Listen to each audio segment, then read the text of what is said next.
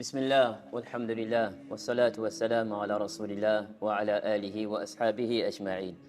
Alhamdulillah, toute la louange et le remerciement sont adressés à Allah subhanahu wa ta'ala. Allah subhanahu wa ta'ala qui, dans sa miséricorde infinie, a fait de nous ce que nous sommes.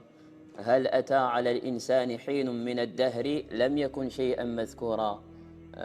N'est-il pas arrivé dans l'histoire de l'homme où il n'était même pas mentionnable? Il fut un temps où nous n'étions même pas mentionnables, ni moi qui parle, ni vous qui m'écoutez.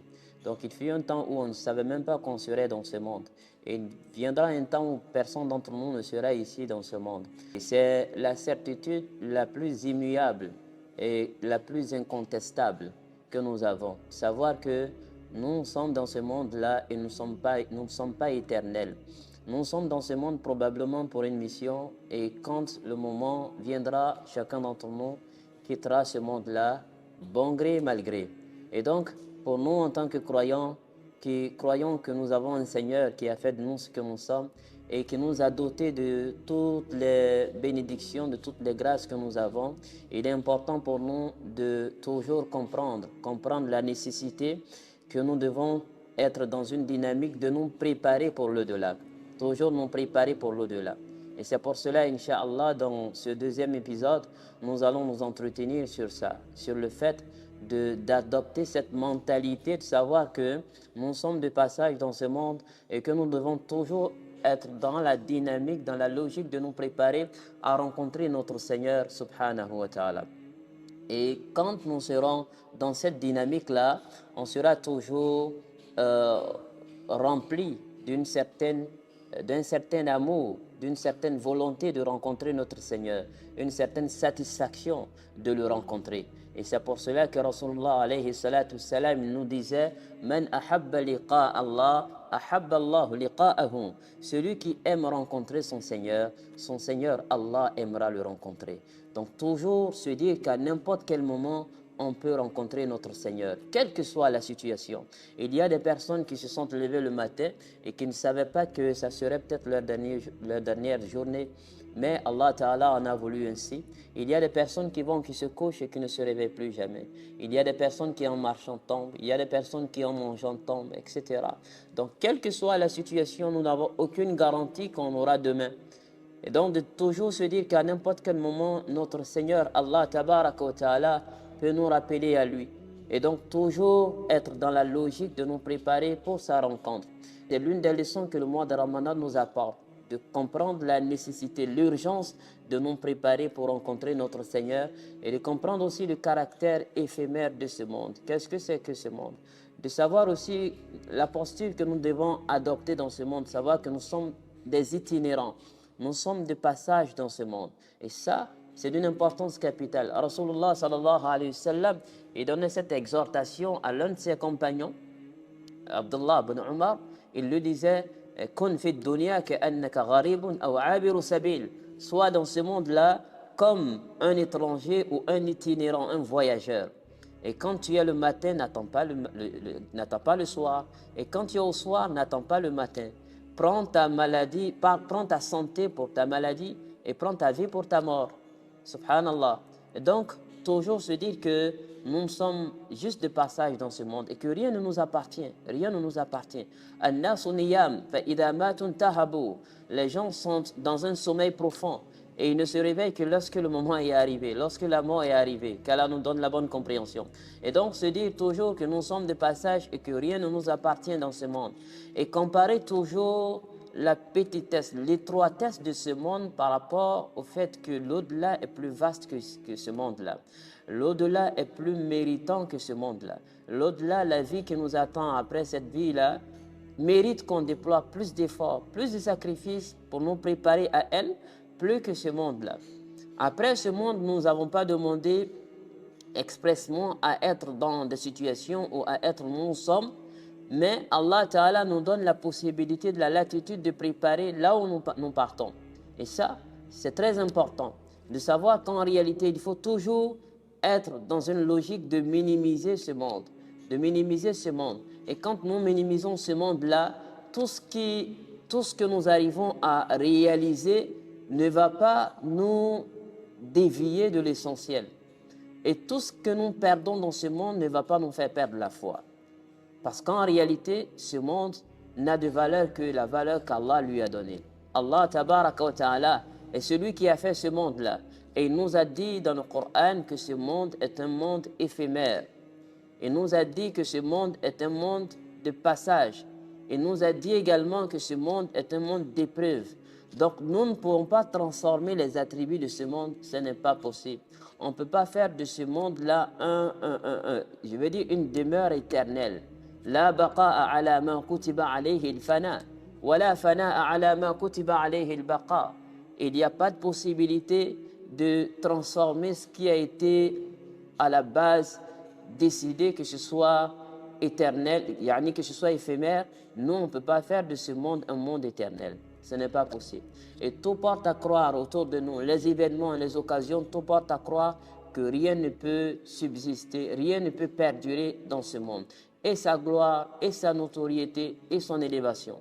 Donc, Allah subhanahu wa ta'ala, dans le Coran, nous interpelle toujours à cette évidence-là, de savoir que ce monde est un monde éphémère et qu'il ne faut pas se laisser distraire par les vaines parures de ce monde.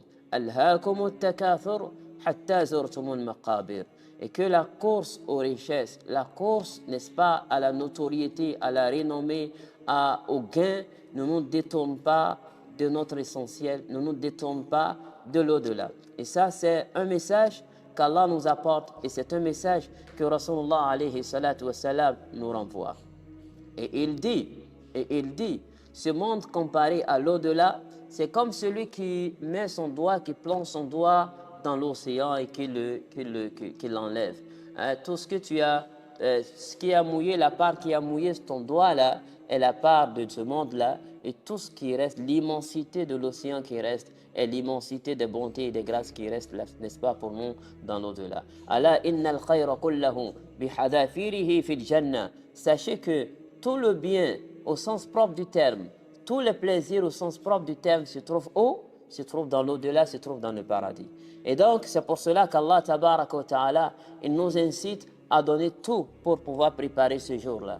A réussi, qad aflaha, a réussi celui qui a préparé ce moment.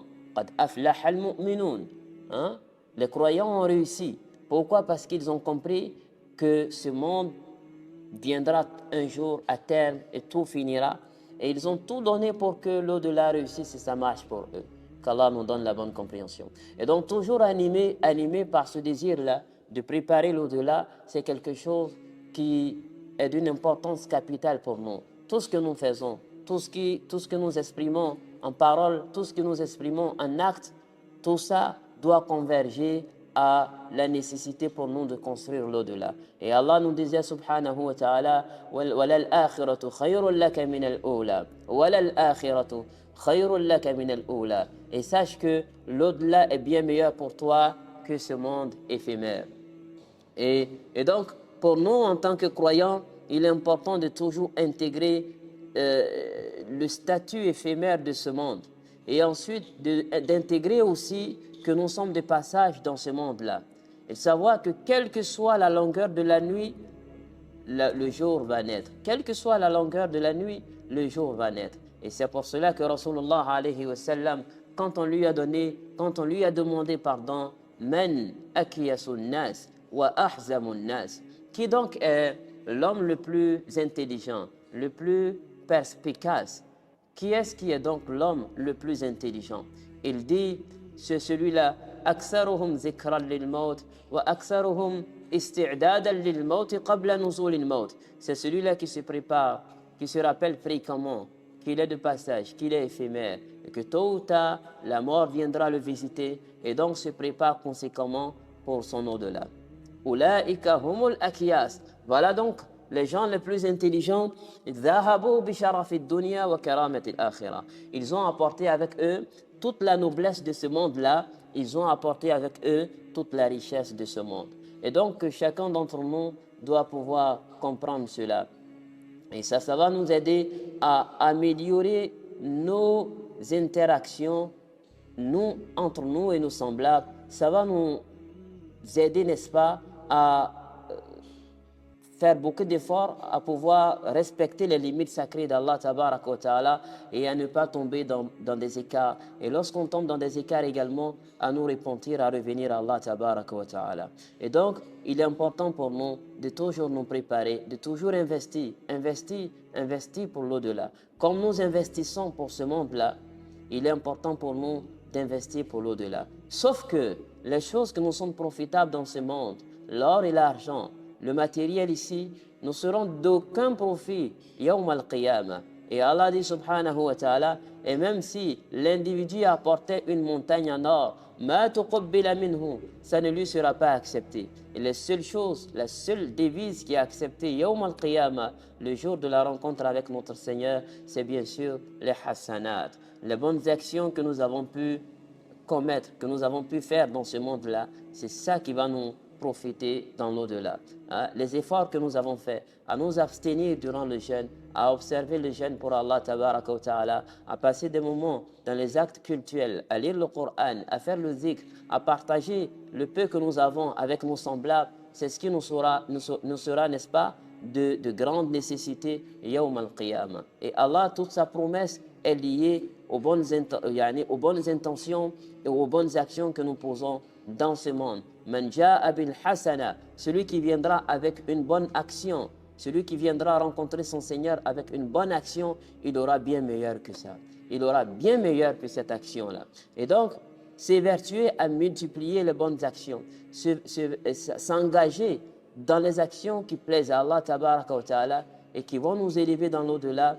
Voilà donc bien d'efforts que nous devons faire. وَمَنْ جَاهَدَ فَإِنَّمَا يُجَاهِدُ لِنَفْسِهِ.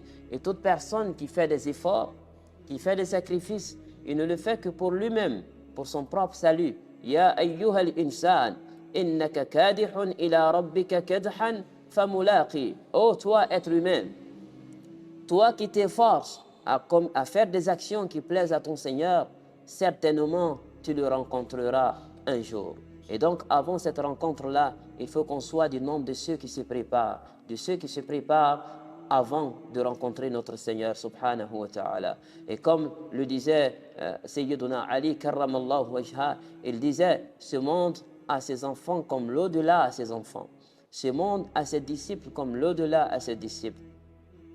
Et si vous pouvez vous inscrire parmi les disciples, parmi les enfants de l'au-delà, faf'alou. Fa'in istata'tum an takunu min abna'il akhirah, faf'alou. Si vous pouvez, dans vos actions, dans vos intentions, figurer parmi les enfants de l'au-delà, faites-le. Al-yawma amalun wala hisab. Aujourd'hui, ce sont des actions que nous posons et ce n'est pas l'heure du jugement. Wa ghadan hisabun wala amal. Et demain, ça sera l'heure des comptes et pas l'heure des actions. Et donc Allah tabaraka wa ta'ala nous a donné la possibilité, l'occasion de bancariser le maximum de bonnes actions, de hasanat. Donc il faut pouvoir en profiter. Et le Ramadan, c'est le moment par excellence de maximiser, de faire beaucoup de hasanat. Parce que vous imaginez, une bonne action qui est faite pour Allah tabaraka wa ta'ala en dehors du mois de Ramadan est multipliée par 10. Mais une action qui est faite durant le mois de Ramadan est multipliée par 70 fois autant. Allahu Akbar. Donc ça veut dire que c'est le moment pour nous de maximiser, de faire autant de bonnes actions afin de préparer notre au-delà. Et c'est bien évidemment la promesse qu'Allah tabaraka wa ta'ala nous donne. Que toute personne qui aura travaillé pour son au-delà, qui aura nourri de bonnes intentions pour son au-delà, sera celui qui aura réussi après cette vie-là, quand il rencontrera son Seigneur. Et donc travaillons dans ce sens. Travaillons premièrement à nourrir de bonnes intentions, même quand nous n'avons pas les moyens de réaliser ces intentions, il faut travailler à nourrir toujours de bonnes intentions. Se dire, si j'avais les moyens, j'aurais assisté telle personne. Si Allah tabaraka wa ta'ala, il voit dans notre cœur que nous sommes sincères, dans ce sens-là, on aura, n'est-ce pas, les résultats escomptés, même si on n'a pas eu les moyens de pouvoir réaliser cela. Le simple fait d'avoir nourri une bonne intention nous propulse, n'est-ce pas, à des degrés auprès d'Allah subhanahu wa ta'ala. Innamal a'malu binniyat. Les actions ne sont validées que par l'intention qui les anime. Et donc, toujours être animé d'une bonne intention est nécessaire, n'est-ce pas, pour pouvoir récolter le succès et la réussite auprès de notre Seigneur subhanahu wa ta'ala. Et également, se réveiller tout le temps, tous les jours, se réveiller tous les jours avec une bonne inspiration pour tout le monde, avec un cœur dénué de toute rancœur, de toute haine envers tout le monde, est également quelque chose de très important. Et ça fait partie de la noblesse du caractère. Rasulullah alayhi salatu wassalam, c'est comme ça qu'il vivait. Et il nous a appris que ceux qui vivent dans ce sens-là, qui vivent non seulement à ne pas nuire aux autres, mais à nourrir de bonnes intentions pour les autres, à se dire, j'aime pour autrui ce que j'aime pour moi-même. Hein? Ce que j'aime pour moi-même, j'aime cela également pour tout le monde. Et il disait à Anas, quand tu te réveilles le matin et que tu n'as pas dans ton cœur aucun grief, aucune animosité pour autrui, fais-le. فَإِنَّهُ مِنْ سُنَّتِي. Parce que cela, cette attitude-là, fait partie de ma sunna, de ma tradition. وَمَنْ رَغِبَ عَنْ سُنَّتِي فَلَيْسَ مِنِّي. Et celui qui délaisse ma tradition n'est pas des miens. Et donc, travailler toujours à adopter une bonne intention vis-à-vis de tout le monde, à avoir un bon cœur vis-à-vis de tout le monde, ça nous favorise l'acquisition de la réussite et du succès dans l'au-delà. Comme nous connaissons cette belle histoire de cet individu qui rentrait à chaque fois, qui est rentré à 3 reprises à la mosquée. Il est rentré par 3 reprises à la mosquée. Et Rasulullah alayhi salatu salam, à toutes les reprises, à toutes les occasions, disait, il rentrera dans la mosquée un habitant du paradis. Allahu Akbar. Et l'un de ses compagnons qui a voulu savoir qu'est-ce qu'il faisait pour pouvoir mériter cette station auprès d'Allah tabaraka wa ta'ala, et aller chez lui, et est resté chez lui durant un délai, et a fini par lui avouer, je ne suis ni étranger, je ne suis ni de passage, je suis là seulement pour regarder qu'est-ce que tu fais d'aussi particulier, jusqu'à ce que le messager d'Allah sallallahu alayhi wa sallam ait dit que tu figures parmi les habitants du paradis. Et l'homme a dit, en réalité, comme tu as pu le constater, je ne suis pas quelqu'un qui gêne beaucoup, je ne suis pas quelqu'un qui prie beaucoup, mais si j'ai l'habitude de faire quelque chose, et donc j'espère avoir la félicité auprès d'Allah tabaraka wa ta'ala, bien évidemment, c'est parce que tous les jours avant de me coucher, je débarrasse mon cœur de toute rancœur, de toute animosité vis-à-vis de mes frères et sœurs. Et dans une autre version, il dit, Allah, si tu m'avais donné à avoir la montagne de Uhud en or, j'aurais partagé à tous les nécessiteux. J'aurais partagé à tous les nécessiteux. Et donc, il ne s'est pas engagé dans des actions extraordinaires qui lui ont valu cela. Mais qu'est-ce qui lui a valu cela? C'est le fait d'avoir travaillé dans son cœur, d'avoir nourri de belles intentions, de bonnes pensées pour les autres. Allah tabaraka wa ta'ala lui a apporté cette grande bénédiction et cette grande posture auprès de lui. Donc le fait de toujours nourrir cela, ça participe, n'est-ce pas, à une belle construction de notre au-delà. Donc je vous enjoins, à moi et à vous également, de toujours travailler à cela, de toujours travailler à avoir un bon cœur vis-à-vis des gens, de toujours travailler à prier pour les gens. Comme on aime réussir, il faut espérer la réussite pour les autres. Comme on aime, n'est-ce pas, le succès, il faut également souhaiter le succès à tout le monde. Et également prier dans nos doigts, prier dans nos doigts pour tout le monde. L'imam Ahmed, il disait, chaque fois que je me prosterne, je prie pour un nombre d'érudits, de frères que je connais. Je prie pour plus de 70 personnes que je connais. Chaque fois que je me prosterne devant Allah tabaraka wa ta'ala. Et je les nomme afin qu'Allah tabaraka wa ta'ala leur donne son assistance. Tu vois, combien de fois c'est quelque chose d'extraordinaire et qu'on arrive parfois à faire des doigts pour nos frères, pour nos sœurs, qu'on les nomme dans nos doigts. Ça également, ça participe à nous élever auprès d'Allah tabaraka wa ta'ala et à nous garantir la félicité dans l'au-delà. Allah nous donne la bonne compréhension. Et donc, chers frères et sœurs, travaillons toujours dans ce sens et connaissons toujours, n'oublions jamais le statut de ce monde-là. Le statut qu'Allah tabaraka wa ta'ala a donné à ce monde, c'est de savoir que ce monde, il est éphémère. Ce monde, il n'est pas fait pour rester longtemps. Et de savoir également notre statut à nous éphémères dans ce monde, même si ce monde ne finit pas alors que nous sommes là, nous allons finir. Nous allons finir très bientôt. Et ce n'est pas une fatalité, ce n'est pas une fatalité, mais de comprendre que ce qu'il y a, qu'Allah Ta'ala a préparé pour nous dans l'au-delà, est bien meilleur que tout ce que nous avons dans ce monde. Bien meilleur que tout ce que nous avons dans ce monde-là. Allahu Akbar. Rasulullah alayhi salatu salam, il disait, fera venir Yawm al-Qiyamah une personne qui a le plus souffert le martyr dans ce monde-là, mais qui a patienté, qui a compris le but de sa vie, et on le fera venir Yawm al-Qiyamah. Fayusbaru sabratan fil jannah. On va le présenter à son paradis une seule seconde, et ensuite on va lui demander, Yabna Adam, ô fils d'Adam, est-ce que tu as connu la misère dans ce monde? Est-ce que tu as connu la difficulté dans ce monde? Et cet individu dira, Aïe Rabbi, oh mon Seigneur, j'ai jamais connu la difficulté dans ce monde et j'ai jamais connu la misère dans ce monde. Allahu Akbar, Allahu Akbar. Le fait d'avoir été exposé à sa demeure finale déjà, ça lui a fait oublier toutes les difficultés de ce monde. Et c'est pour ça qu'on doit travailler.